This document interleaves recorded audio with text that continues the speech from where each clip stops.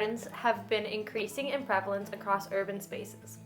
While they have a wide variety of social benefits to communities like fresh produce, physical activity, and normal plant processes, there are many things that people don't know about community gardens. One of the things is that they also bring new organisms that aren't commonly found in urban spaces. Pollinators are a key to healthy gardens. They are the key to our food systems as well. In the recent years, there's been a huge buzz around saving the bees, but a lot of people often say, for what? The Forest Service states that bees are a keystone species. Keystone species are species which other species in an ecosystem depend on. Some common keystone species across the country are wolves and beavers. Keystone species help balance the ecosystem through a predator-prey relationship, or in other cases, like the beaver, they also help restructure or give structure to an ecosystem. Bees are considered a keystone species because they pollinate plants that in turn create food for other organisms. They are a crucial part of our food system. It is not just humans that rely on pollination, but also bears and birds and other organisms. In urban spaces, there aren't many abundant spaces for bees to pollinate plants. Since there isn't a lot of draw for bees to come to urban spaces, the things that are present that need to be pollinated are not well served in urban spaces. The addition of community gardens into urban spaces has the power to draw in pollinators, which will improve the vegetables and fruit in the garden, but also the other plants around the community. Let's talk more about bugs in community gardens. Bees are the prime pollinators in community gardens. Pollination is the process of moving pollen from the flower of one plant to the next flower in order for another generation of plants to thrive.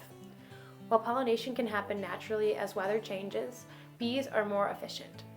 Bees like native plants, so whenever you are planting your garden, try to add more native plants to your ecosystem.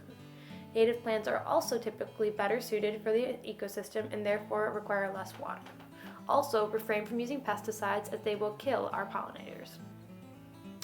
There are vegetables that can be planted to bring particular pollinators to an area. In Cities and the Environment, there was a paper that examined 19 community gardens in New York City. Of those 19 gardens, 92% of crops in those gardens required pollination to thrive. This paper also examined the effects of pollination on specific crops in gardens. Bell peppers don't really need the assistance of pollinators, but cucumber plants rely heavily on pollination from bees to grow. That being said, if you want more bees, you should eat more cucumber. There are more than just bees present in the garden. A study found that there is, on average, about 12 different insect species in a garden. These are small invertebrates that don't add to the garden. In fact, usually we use pesticides to get rid of them, but they still improve overall biodiversity in a space.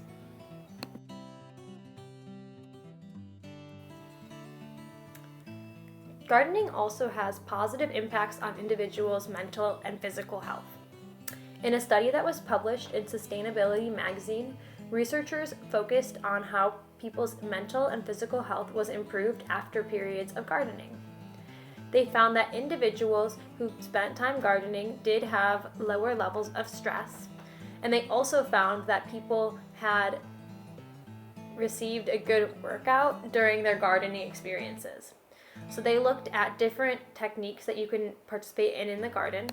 Some of these would be turning soil, digging, filling pots with soil, or planting seeds. They found that the most intense workout was turning soil, and that gave people the best physical activity score. But overall, people spending more time outside and more time in the gardens improved their overall levels of stress. I think we can all agree, community gardens sound like the way to go. But there are some things people should know about before planting a garden in the middle of a city or even in your backyard. Urban agriculture has the potential to lead to a substantial net increase in carbon emissions.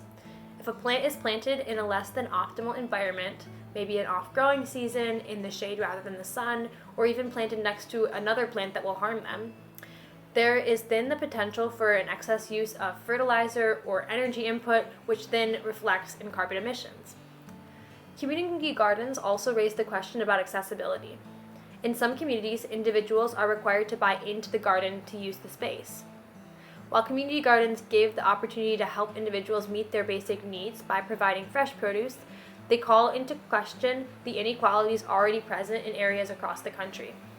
McWilliams, 2009, states that community gardens can fragment systems and that there is a need for governments to successfully integrate agriculture into communities and put forth additional effort to ensure that people have the fresh produce that they need. Here are some fun examples of things going on in Michigan that are really positive in terms of community gardens. The Michigan Urban Farming Initiative is a community garden that allows for fresh produce to be given to communities for free. They bring in volunteers from the community that help them continue to grow. While they are more extreme than your typical community garden, just because they're a much larger scale and they're more of a nonprofit, they set out to help bring fresh produce to the center of downtown Detroit while also lifting up leaders in cutting-edge sustainability techniques. So if you have an idea of how to improve urban agriculture, they want to hear it. I urge you all to check out their website. I used to volunteer with them when I was in high school. My sister worked with them, and they do a lot of really awesome projects to try to connect people with the people in downtown Detroit. Kalamazoo College also has multiple growing spaces that provide fresh produce for students and community members. The Jolly Garden at the edge of campus across from Arcus is home to produce that is free for students. If you're interested in helping out the growing and maintenance of those gardens, you can participate in a physical education class. We also have a greenhouse on campus as well, and of course our beautiful hoop house. Our hoop house has provided students and community members with free produce during the pandemic. It is a student-run project that ensures people get their basic human needs met.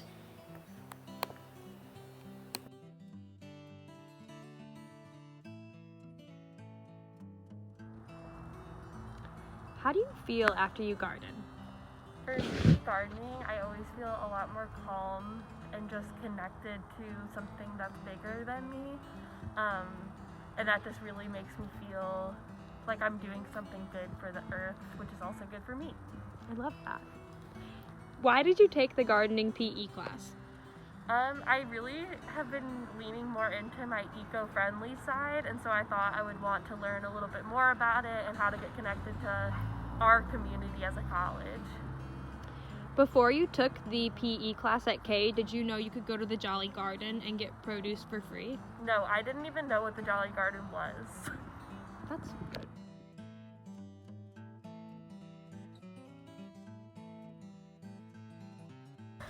My sophomore year here at K, I took the Reading the World Environments Gardens English class, which had a CCE component where we had to work in a community garden here in Kalamazoo. And I had to work at the Goodwill Gardens with Goodwill Industries in Western Michigan. And it was a really refreshing and centering experience to be able to get off campus and work in a garden and spend productive time with my hands in the dirt.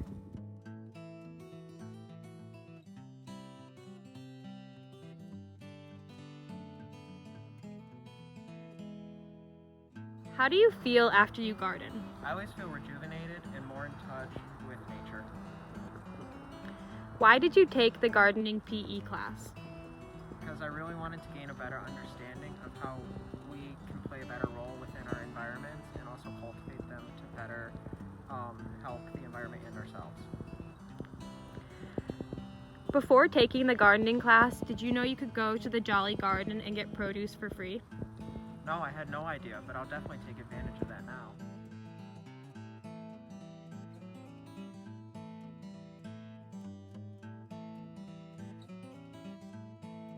I love gardening. It is something that I did while I was growing up. It's something that I've participated in at Kalamazoo College through the PE class, and something that I hope to continue on in my life. I think that gardening has the power to really bring people together and to bring people together towards a goal of creating produce. And I definitely feel like it makes people more active in their consumption because you're there when it's growing and you're there to tend to it, and then you create a meal out of it, and it just makes you an active participant in all stages of your consumption food process. I also think that gardening really gives people a sense of place, and everyone feels differently when they're gardening, but you all kind of have that same activity that you're doing. And I also think that growing up gardening and gardening on the Kalamazoo College campus, and then gardening and farming while I was on study abroad, like I did all these activities in drastically different places, but I felt the same way. I felt excited and happy to be there. And connecting to the reading the corner garden, people felt this cultural exchange experience through gardening. And so I just think it has such power in our daily lives, and it's something that we take for granted. And I hope moving forward as a society, community gardens become more prevalent and they become more interesting and more exciting to people, because I think they have such the incredible capacity to be very, very powerful